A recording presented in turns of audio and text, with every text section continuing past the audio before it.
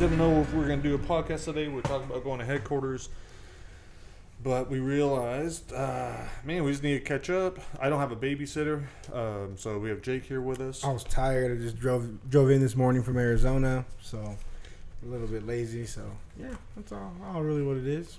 All right, so what I think last week was cool, and we'll get into that, but I interviewed someone on my own because you ended up taking off to Arizona, right? So so we haven't seen each other, but right before Arizona was the competition. We went down to San Diego for the in-house tournament. Yeah, dude. EBI rules.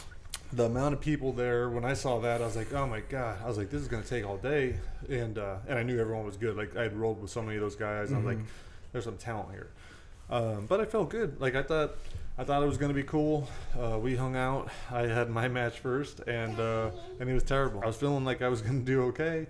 I was pretty confident. I had an awesome Reiki NLP session the day before with this lady. Yeah, you were saying that. Yeah, and it was cool. And it was... whenever you really felt it, right? Yeah, she walked me through some visualizations and different things like that, and I felt it automatically. And then, who knows what the Reiki session does? But like, I felt better after it. So I was like, if nothing else, I was relaxed. And then the next day for the competition, I went through the breathing exercise and the visualization, and it would return me to keep me calm and relaxed, and it was awesome. But then I just didn't perform.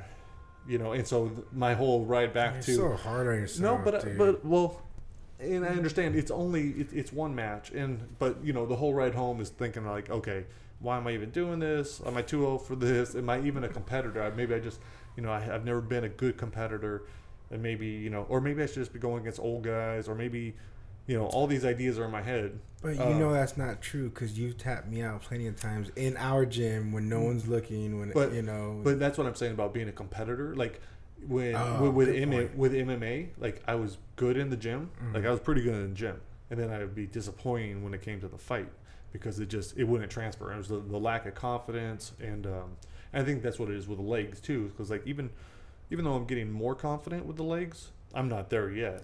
So, but like I said, you got long legs too. Like just so he had a chance to. He had a whole long limb to grab onto. Yeah, but if I could redo it, I would. But then I just realized I gotta let it go. And then I realized, why am I even worried about that? Oh, I came home from that, and I got a message from someone, like a fan on Goodreads or something, about she just lost her dad, and she was actually apologizing for not reading or hearing the audiobook because it was going to take her a while because she just lost her dad unexpectedly. Wow. And I was like, and here I am thinking about losing a stupid jiu-jitsu match on a Sunday afternoon.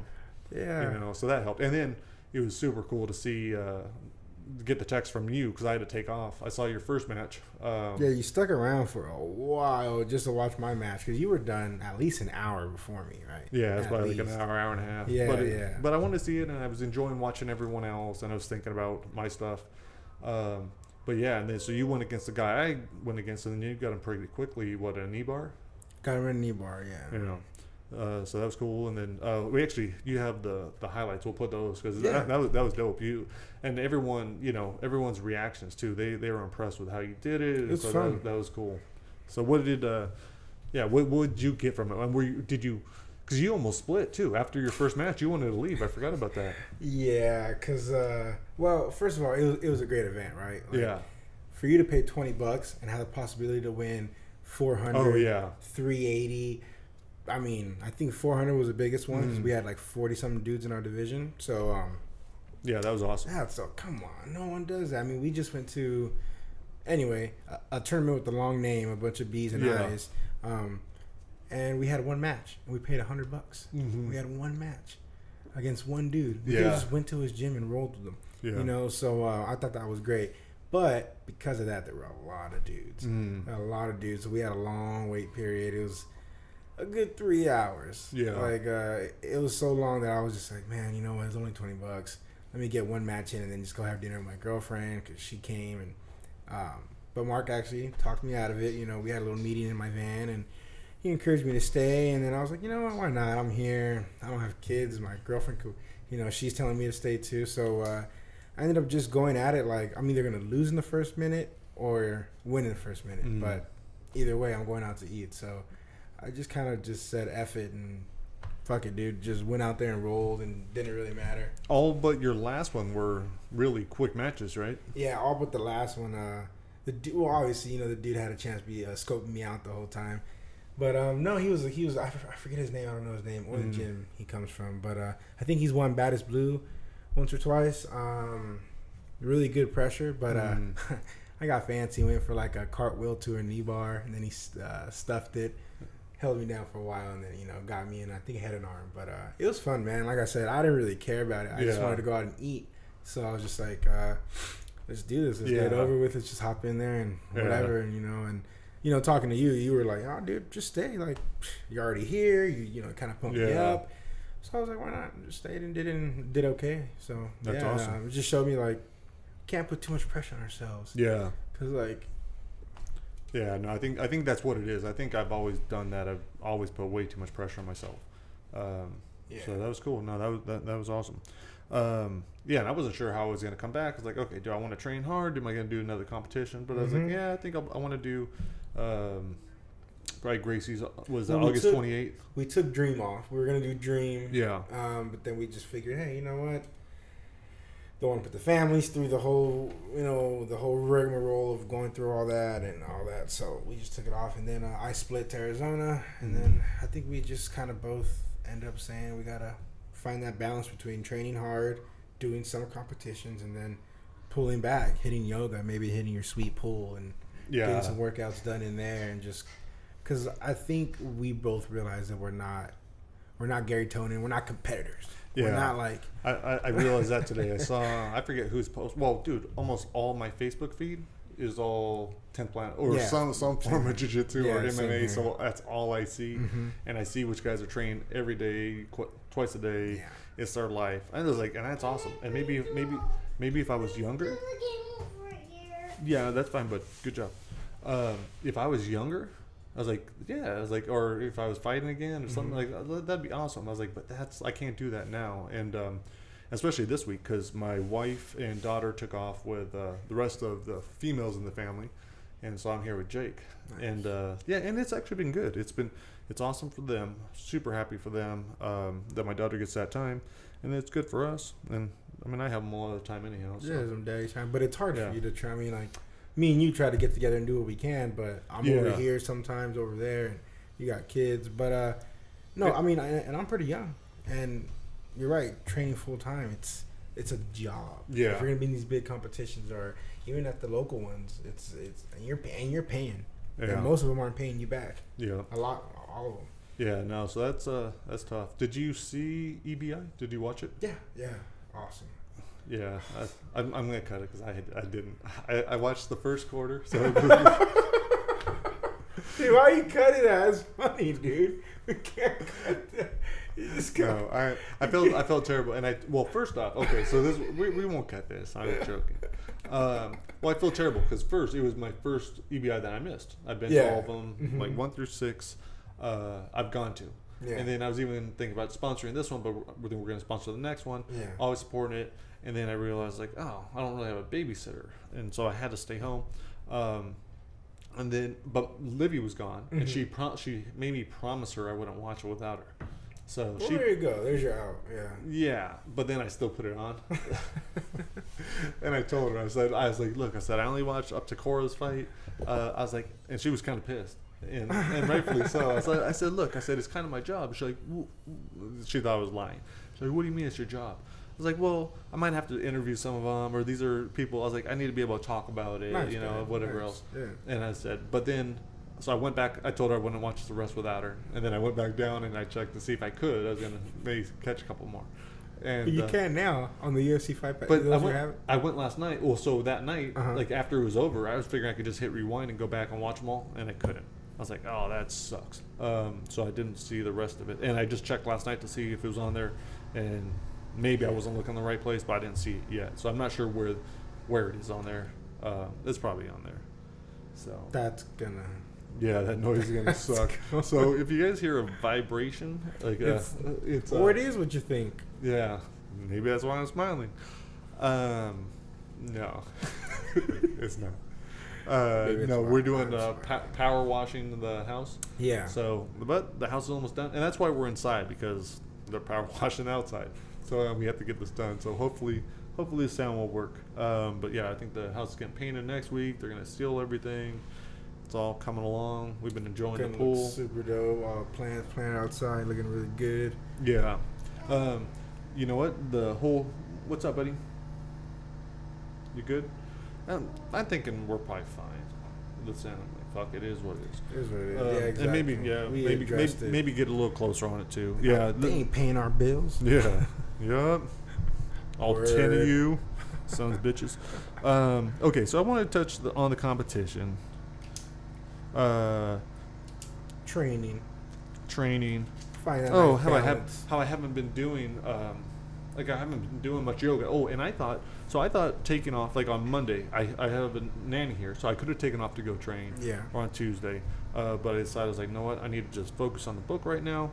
I went to Jen's office, sat at the computer. I was like, you know what, maybe if I sit on her desk, I'll be smarter and more efficient. Like, maybe some of that shit will wear off on me. And it didn't. But yeah, did you smell the seat? I think you had to smell the seat to make that happen. Yeah, activate. It's like a scratch. Maybe that works better. No, I didn't try that. Maybe next time. But so it didn't work. But I was there all day, and I did a lot of work, and I was happy about it. And the next day I came back, and I've been working like crazy. But then my back's been killing me, my neck's been killing me, and I was like, I haven't even gone enrolled or whatever. But I also wasn't doing the yoga.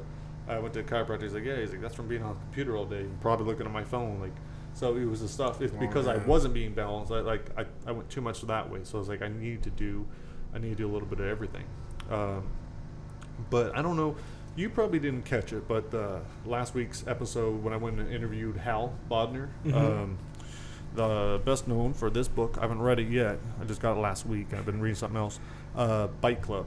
But dude, it was an awesome interview. It was cool. He was funny, great guy, and there was something he said that really hit me. And I didn't realize it till later, but he said, I asked him about his ideas, because dude, I got so many ideas, all these short story ideas. I have my a couple documents with different story ideas, and some are I definitely want to get to, maybe I'll get to for sure, but I was like, well, when am I going to do it all? And I've always keep putting everything off until Unlocking the Cage is done.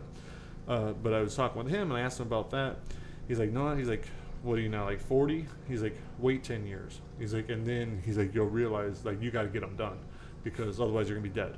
So since he said that, like, I not only have I continued, so I'm here alone with Jake and the nanny, but I'm getting more done on unlocking. I've been working on that solidly, but I also developed like 2 stories. One story idea completely, and like how much fun that was to do that again. I hadn't allowed myself to do a horror story in quite some time, and so it was fun to develop one. But at the same time, it was kind of hard, man. It's weird being, if you don't mind talking nerdy for a little bit about books, but like really getting into creating something. And like for a story to happen, and it all happened with, I took a picture, I was out there, and I took a picture of the gate, the little gate, and I was just thinking, I was like, how screwed up would that be if I told Jake that there's a little man behind it and to never open it? Yeah. And, that's good. So watch, let that go. Okay, you're okay. So that was just the idea, and from that spawned this whole story, and it's just it gets at my fear of the kids going outside, or especially him, like getting out there, if the alarm's not on or something like that, and if he can't swim, and so that's a big concern, for sure. And then always worrying about your kids. But in this story, the family's already lost a kid, so like that's sad. So I got to go to those emotions. And so like I'm already feeling bad for this family. I'm just starting to invent, and at the same time, I kind of don't want to do it to myself, because I really got to dig into those emotions. Okay, buddy. So I promise, guys, we're gonna get back to a normal schedule where we don't have my son here. As much as I love him, we need breaks. I thought it was gonna be nap time, but nope. Game time. All right, yeah. So, but so yeah. Creating a story and going to those. Yeah. So meeting Hal, talking with him was awesome. And then, dude, I went on Sunday to the Horror Writers Association, their monthly meeting. Yeah. Which, I told them this. I was like, this is so hard for me to do. But I know a lot of those people, it's very hard for them as well, because most of them are introverts. It's like they don't want to go out and meet other people, especially being the first time. Yeah. Hal introduces me to a lot of people. Everyone was really cool. Get to hear everyone's story a little bit. So that was good too. And then I also picked up this Cemetery Rites. It's a cool little anthology that they just put out. I'm not sure if it's out for the public yet. I think it is. But I started reading that too, and Hal. Pretty good. Yeah, and I wasn't sure how I would like it. I was like, I haven't read horror in a while. Like I read the Stephen King, but I was like, they're all. I don't know if they were all set in a cemetery. I was like, because that'd be kind of hard to read a bunch of stories like that too. Is it short stories? Yeah, they're all short stories, and Hal's was really good. He has one called Children's Hour, which was awesome, and it gets at that feeling of like gets at losing a kid. So it's kind of strange that it's the same exact stuff I'm working on. But yeah, some other really good stories. I'm looking forward to going through that. And it made me realize too, I want to start working with some of these people on some Try Not to Dies. Because I'm collaborating. Because as soon as these two short stories are done, I'm gonna finish off Try Not to Die and Brightside. I reconnected with the guy I had started working on the Try Not to Die at this heavy metal concert. I forget what we're calling it. So we're going to start working on that one too. And then I'm starting to talk with these different horror writers about possibly doing some others that are set in their world that they've already created. So it's like if someone has that's a good idea. Yeah, I was like, if it was Hal's book, like it'd be like Trying to Die in Bike Club. Like that's what I'm doing in Brightside, because it helps me because I've already created this world. I've already created these characters, but it's also fun to revisit and show things from different angles. Cross-promoting. There's always new stories there. That sounds good. Yeah, and so the question now too is how much I want to keep at YA, because like with Trying to Die in Brightside, 16-year-old girl that can hear her thoughts, where her brother just died, where people are trying to kill her, like, and then she's attracted to this guy. So I don't know. I'm not sure if this series is meant to be YA, and especially if I'm working with some of these horror writers. Like, I don't know if I want to restrain myself by keeping them all YA, but we'll see. And that's the rating for the kids, or yeah. And I gotta look at that. I gotta see like what the limit is on like how brutal can you go, or how, I gotta figure out all that. Yeah, that's tricky, because I don't know. Seems like most books. I mean, all the stuff I read of yours it's pretty gnarly. Yeah, but in young kids are reading that, so I was like, well, if they could read that, if 13-year-old kids are reading Twisted Reunion and Brightside and everything else, is like, then they can read the Try Not to Die is the way I want to write them, in the same style. So what you want, I guess. Yeah, I'll do that. Yeah. Maybe I'll put a warning on it. At least, yeah, we'll figure it out. Not too important. But yeah, man, that's pretty much it. Not a whole lot else going on. We're pretty much just getting back into the swing of things. Yeah. Things aren't very normal around here right now. No. But you know what? One reason why I do it too. Well, I want to talk to you. I love talking to you. Blah blah blah blah. We do this without cameras or anything. Hang out and do this anyway. So. But I want to keep. I know people are listening to Brightside also, so I want to keep that going at least once a week. So I think today is chapter 12. I think Brightside chapter 12 will be at the end of the episode. One thing I wanted to mention to you was an email I saw this morning from the lead singer of Machine Head, Rob Flynn. He has the General's Journals. And, dude, I usually don't read stuff like that. I'm not like a fanboy like for all these different bands, but he just seems like a super cool dude. I appreciate his music. And then just how honest he is and vulnerable and all the kind of stuff he talks about, even with his emails and in concerts and stuff. So I appreciate all of that. But his last one, he was talking about his clothing line canceling, and that's Killers and Kings. And I think they're shutting down. But he was just talking about like how hard it is to do stuff as an indie, trying to start up your own clothing line and all that, and the realities of it, and what they make as a band and all that kind of stuff. So I was like, no, I went and got a shirt, and then I read his email today, and he was talking about getting old. He just turned 49, I think. And just the realities of that and how much that sucks, and especially this is like a big time metal musician, and he was talking about a workout he just did, and part of it was he did like a yoga program, and he put a note to self how hard it was. But I was like, that was cool that this guy is able to go out and say, I did yoga and it's as hard. A rocker too, at his age, Yeah. That's So awesome. I think he just did it on DVD. So I was like, he's probably like I was 2 years ago or whatever. I was like, Dude, is he around us? Is he I here in Cali? think he's up in Oakland. But yeah, Rob, if you ever come down here, you have an awesome session. Down, Rob. Let us know. We'll go up to you. I'll show you how to play the guitar or something. Yeah. I also I wrote him an email. I don't know if he reads them or responds, but I was like, for another source of revenue, I was like, man, put out some short stories. I was like, you're already an artist. You could work with someone. I was like, you could turn a whole album. Like, I would love to turn an album just into a novel, just or a collection of short stories. Just like that'd be so easy to expand. It'd be another way of looking at it. And so I haven't heard back from him, but hopefully he thinks it's an idea worth looking at. Why not? But yeah, I don't know. I'm gonna put this dude to bed. You got to go teach some kids. Teach some ninjas how to choke some people. And Yeah, I know. Jake doesn't want to go down for nap time, so we'll see. Our schedule's been a little bit different, man. We've been swimming till like 9:30 at night. Yeah, mommy's not here, so I was like, no. Yeah. Oh, you did a great job, buddy. Yeah. So I don't know if that's one of the parenting techniques you should use, but I was like, I'm gonna tire him out, and because he does cry for it, but it's like one time right before he's about to go to bed, and he's already so tired. I'm like, boom, I'm here now. I was like, you're good. Yeah. So, but anyways, Cool, I don't know. man. Anything else? You're good? No, just getting back to the swing of things. We're gonna start pumping them out more Yeah. routinely, I guess. Yeah, we'll get back into the workout next week. We'll be back at headquarters on Thursday. We had Hitting some guys. yoga hard. Yeah, we had some guys join us because they liked what they saw you do. Yeah, we had Marshall from Costa Mesa 10 Planet. And Yeah. we had Kyle from HQ. Yeah, I almost forgot how I forget that. Yeah, HQ, so that was cool. They came down. So Mhm. yeah, guys, remember that Tuesdays we just have it open. So if you know, whatever, just come down and join us. For sure. There's something. Oh, and next week I think we're gonna do something cool, dude. With all the political nonsense, like, dude, it just drives me nuts. I can't look at any of it, or I get upset.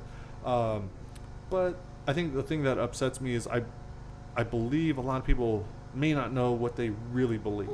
And that goes for myself. That goes for myself, because I realized that about myself. So Jen had me take a test because, I had strong beliefs on things, but or thought I did, or I had strong feelings, I had strong reactions to things. Yeah. But I don't think I'd ever really looked at them. So this quiz, we'll both do it next week. We'll walk through it. That way, hopefully, listeners will think about these questions themselves, because not only should you figure out your beliefs, but you should look back at them as you've grown. If it's 2 years, 3 years, like the changes I've had between now and 3 years, maybe I don't believe those same things. Maybe I'm still saying, oh, this is the right way. This is who I would vote for, when I haven't really looked at those things. So I want to look to see where we are. And dude, and I don't care where anyone lands. I was like, as long as they really, okay, that's what, you really believe that's the right thing. And then from there, you can look at, okay, this is how I really feel. And now let's take a look at how my candidate will really respond on these issues. And then, so we'll go from there. I'm not trying to say one person's better than the other, or they're all evil, or any of that. I'll say that shit off camera. I love that it's all just a shit show, and then we allowed it to get there. Yeah. No, like, it's embarrassing. It's embarrassing being a part of countries of the entire American social media circus, I guess. I don't know. It's just everything. I had a friend from Germany come over and bust jokes on us about Trump and the, usually it's so. And just not even the people, but just everyone's reactions to everything, man. It's just just everything. But you know what? Let's keep this shit positive. Let's go do some good stuff. Yeah. So here's episode 12 or so of Brightside. Yeah, don't listen to it if you haven't heard it yet. Go to chapter 1, or listen to the first 5 minutes. We're past the halfway mark. I think there's 19 total chapters.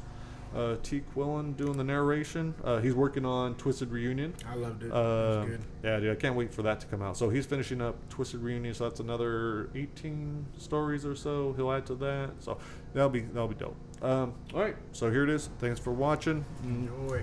Later. Yep, we're done, bud. Thanks for being so patient. You're good, dude. That was really good, bud. You're really good. You get a special high five. Chapter 12. Our accelerated relationship took off again. Rachel and I were already gone in our heads, already free, lying on some beach, our sweat glistening in the sun. But she had to meet with Sharon every day, had a daily check-in to make sure she was still on the mend. I worried Rachel would slip, our plans landing right in Sharon's head. We'd both end up in the cabin, and this time forever. "You don't have to worry," Rachel said. "Listen." She closed her eyes. "What am I thinking?" I zeroed in, but heard nothing. No mantra, no hum. Just silence. Like Danny. "You're too far," I said. Rachel pressed herself against me. I listened. Still nothing. She stepped back, curtsied. "I learned it in the cabin. That's why they let me out. Nothing but a blank slate." "How?" "Something about the pills. I can just shut it off now." I thought back to the howling wind outside Oscar's, how I couldn't hear her thoughts, but it wasn't the noise. She just wasn't letting me in. I asked if she could get me some of the pills to see if they might work for me. She said she'd try, but it probably wouldn't happen. The medicine was locked up in the cabin. Always a guard posted. We focused on the plan, focused on training. Rachel said if I was going to do this, I had to get more comfortable with heights. We started a few 30-foot drops near the pond. Then, we moved on to her building. Had me lean out her window on the 5th floor. When a Brightsider passed underneath, I sprayed Windex on the window, pretended to clean. All of it made my heart feel like it was going to pop. My lungs closed. Everything tunneled. But I had to keep pressing, pushing myself higher. By day 99, I was ready for a rooftop. My office stood 7 stories high, the final test before our escape. I woke early, already sweating, picturing the fall, my face splattering. Rachel asked if I was afraid of falling or landing. "What's the difference?" Rachel said, "Landing means you don't want to die. Falling means you're a pussy." I didn't answer, but we both knew which category I fit into. Rachel asked if I wanted her to go up there with me for moral support. I told her no. This was something I had to do alone. Plus, rooftops were completely off limits to anyone not in maintenance, which is why after Rachel left for her meeting with Sharon, I had to see Danny. Even though Sarah warned me, if I ever came around, she'd turn me in, tell Sharon, the council, anyone who would listen. She'd tell them I'd found a way out. Danny was technically a janitor, but all the maintenance men wore the same uniform. I watched from down below, hiding behind a tree, hiding from the rain, as Sarah handed Danny his lunch. He'd done the buttons wrong again on his coveralls, and Sarah quickly fixed them. Then they came out of their building. Danny waved that pencil-clenched fist at her and headed to work. I cut him off. "Joe!" "Hey, Danny." "Where have you been, Joe?" "Sorry, I've been busy. But I brought you something." I pulled out another drawing. Billy Bass, Danny, and Sarah singing. "Joe!" Seeing how excited Danny was almost made me smile. "You like it?" Danny sounded like he was going to burst. "Best one!" "Good. That's good," I said. "Now, I was wondering if I could ask you a favor." "Anything, Joe." "I need one of your uniforms." "You're too big." "It doesn't matter. It's for a game." "Can I play?" "Eventually. But I'm still working out the rules." Danny's eyes got all wide and weird. I was trying to control my thoughts. But something slipped. "Why are you going to the roof, Joe?" I pulled him close, whispered, "I'm trying to challenge myself. Some personal improvement." "Like you're jogging?" "Just like that. Now, Can you help me out? Danny thought about it for a second, pictured his boss, Larry, yelling at him when he looked down at his drawing. His head started bobbing. Oh, okay. Danny started taking off his coveralls right there in the open. No, one of your spares. He said okay, and we walked back to his place. My drawings covered the walls. He'd kept every one, tacked them up like a museum. Danny went to the closet, pulled out his spare uniform. He started to give it to me, but pulled it back. He was thinking about how I'd been avoiding him, angry at me for being such a crappy friend. I told him I'd make it up to him. Can we have a party? Danny asked. Sure. What's your favorite cake? I don't know. Whatever you like. He handed me the uniform. No, what you like. Okay. Angel food. It's spongy, right? Yeah, it's spongy. But now I have to go. Danny sounded pretty sad when he said, okay. I got to the door, but Danny stared at me. Be safe, Joe. I told him I would.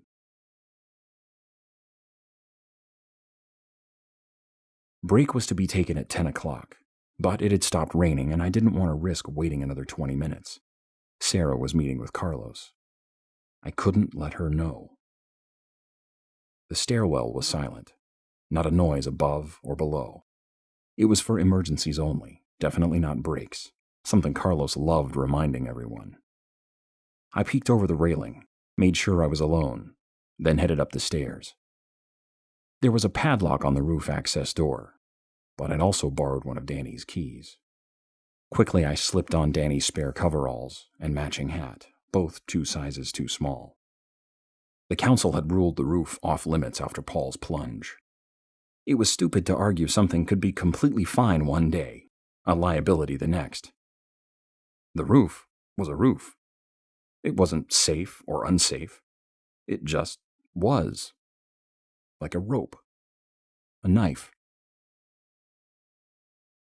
Puddles covered the rooftop. It had been warmer these last few days. I wondered if it'd stay this way.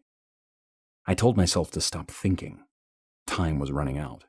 I needed to get back to my desk. There was a folding chair leaning up against the wall where they kept the air conditioners.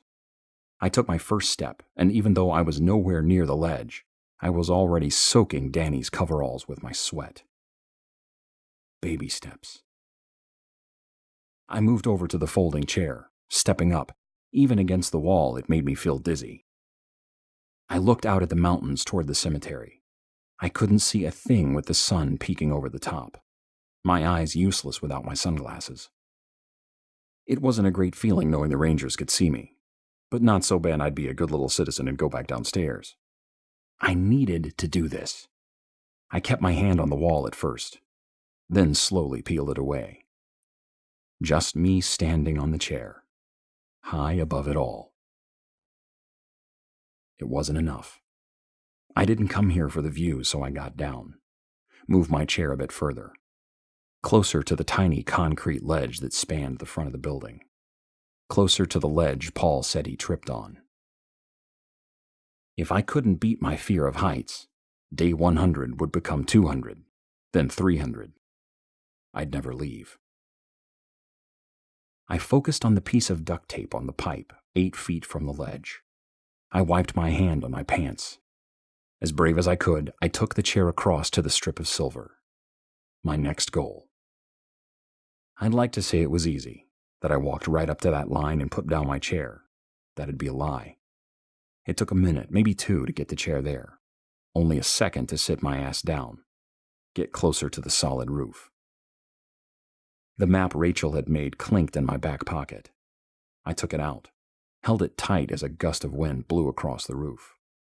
I opened the map, looked at it until my heart stopped thumping, until I knew every line, could see every squiggle, every road within 5 miles.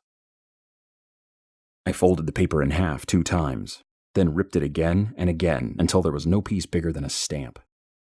I threw my hand in the air and let the wind carry most of the pieces away, the rest floating down on the roof, soaking up the water. I was doing pretty good right then. Didn't feel nervous at all. Without a second thought, I scooped up the chair and duck-walked 2 feet. Stopped about 6 from the ledge. My safe spot. The move didn't do too much to me. I was doing okay. My breaths still rapid, but not out of control. Still, I had to go all the way. Today wasn't the day to do anything half-ass. Not when it could mean getting my head blown off because I couldn't climb out of the mine shaft. I wasn't scared. My father's voice in my head. Be a man. The ledge was right there. Close enough to touch. The building was less than a year old. But the foot-high hunk of concrete looked like it had been slapped on as an afterthought. I told myself not to freak out, that I was fine. Nothing was going to come along and push me off the chair, send me over the ledge. I was safe.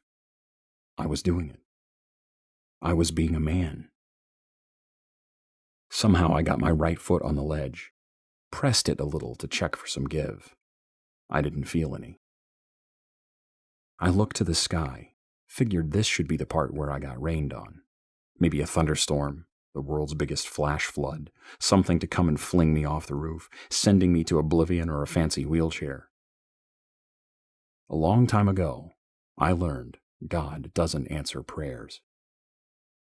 If I wanted something done, I was going to have to do it. Before I could chicken out, I reached forward, put my hand on the ledge, the wet concrete, a rough slickness. My heart was thumping like I'd run a mile, but I was holding on to the ledge. I straightened my legs, got my ass out of the chair. I took a step closer. I was shivering, clutching that ledge like it was the only thing stopping me from going over. Scared shitless like a little kid.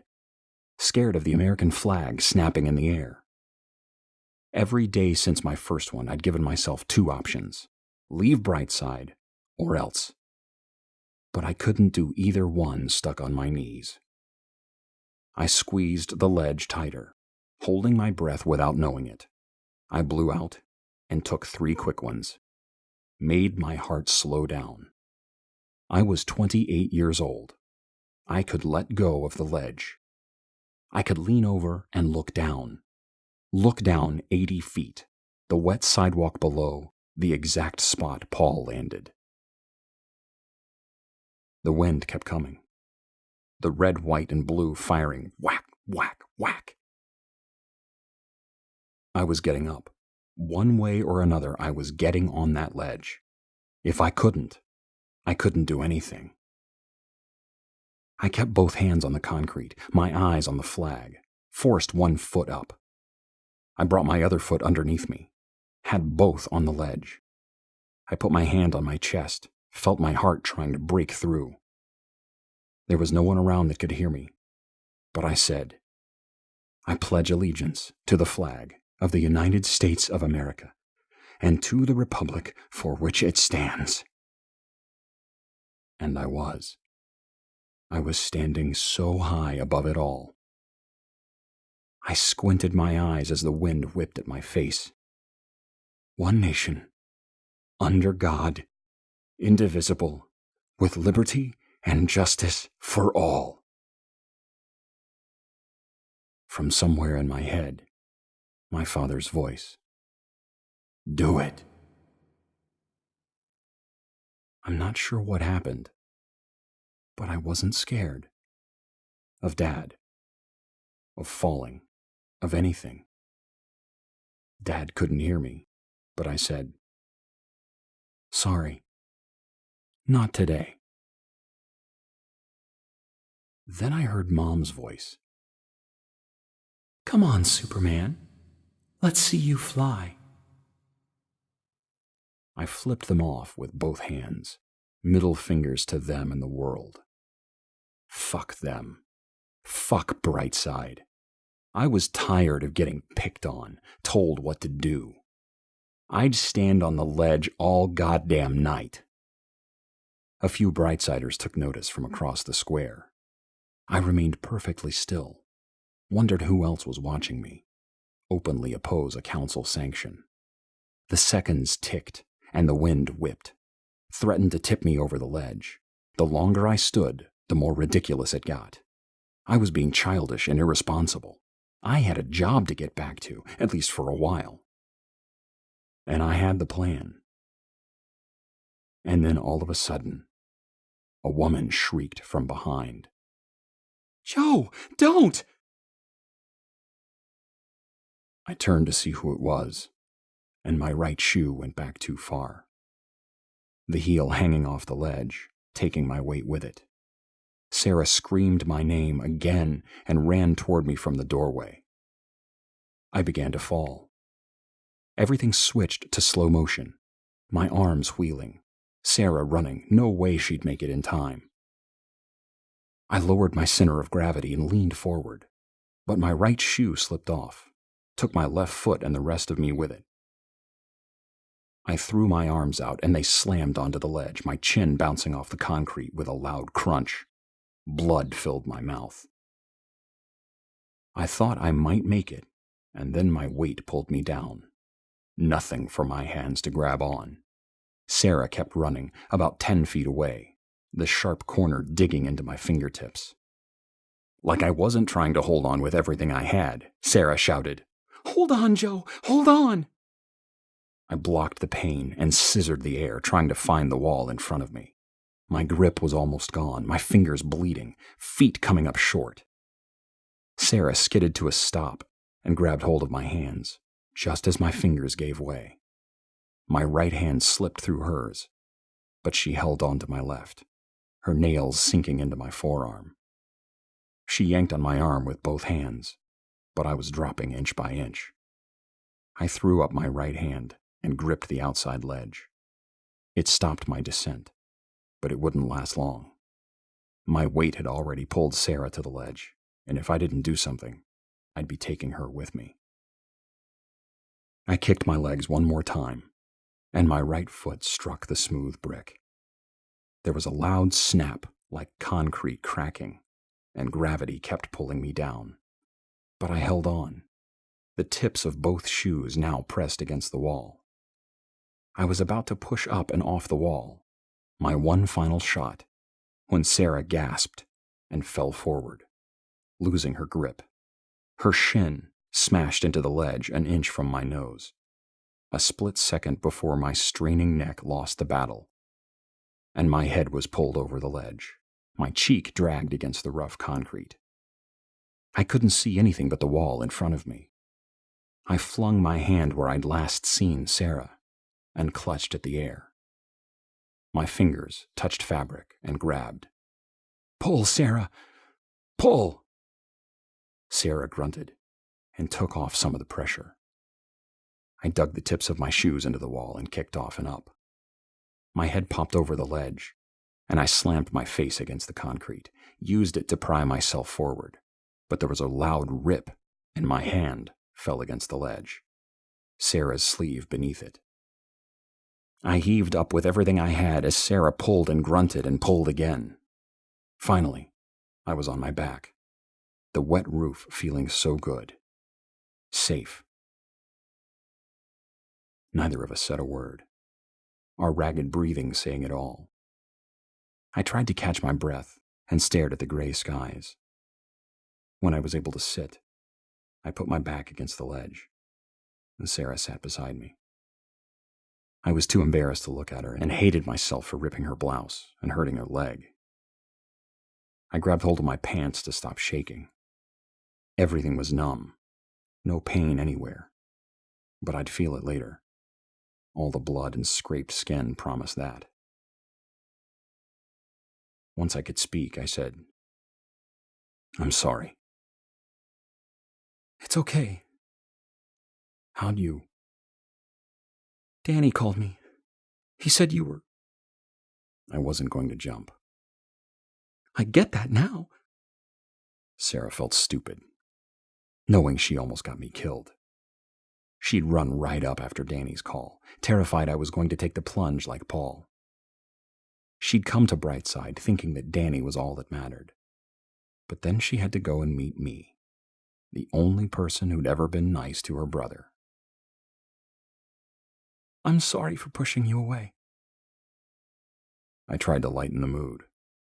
I'm just glad you didn't push me up here. We sat there awkwardly. I knew there were people down below who must have seen what just happened. There were a lot of people down there who were probably laughing their asses off. I wondered if Crystal was down there laughing too. And Wayne. Sarah said, You're an idiot. I know. Which makes you a bigger idiot. Yeah. I'd thrown up my middle fingers to get caught. I hate that I met you, Joe. I really do. I don't want my life to be complicated. I just want things to be normal. For once in my stupid life. But... I took Sarah's face, turned it ever so slightly. That cute little bump in her nose, those eyes, my lips pressed against hers. Some kisses are just the prelude to sex. Others are simply a kind gesture, a more intimate thank you. But every so often, a kiss silences everything. The universe just collapses and obliterates your silly existence. You realize everything you've been holding on to was plastic, stupid, just a distraction. Like Rachel. I didn't love her, never did. I just wanted someone to hold, press against. She never felt like this. Not like Sarah. Die or escape weren't my only two options. There was a third. Stay here on Brightside, with Sarah and Danny. I thanked her for the kiss, for putting up with me, for saving my life. I figured I might not see them for a while. My stunt would be a ticket straight to the cabin. Sarah squeezed my hand and assured me everything would be all right. Sarah's entire arm was bare without her sleeve. Sorry about the shirt. I'll get you a new one, I said. Don't worry about it. We should get back. It took me a second to get to my feet, the pain finally setting in. I wanted to thank Sarah for being so calm, but all I could think of was how I couldn't even afford to buy her a blouse. Sarah stood, her shin all bloody.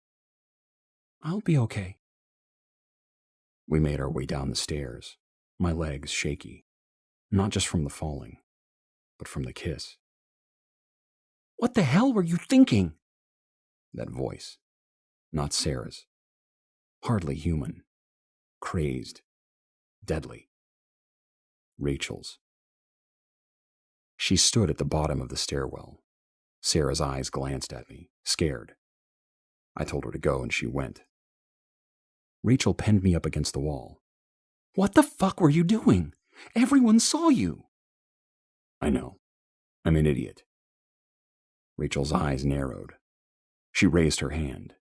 I thought she was going to hit me. But she just wiped my lip with her thumb.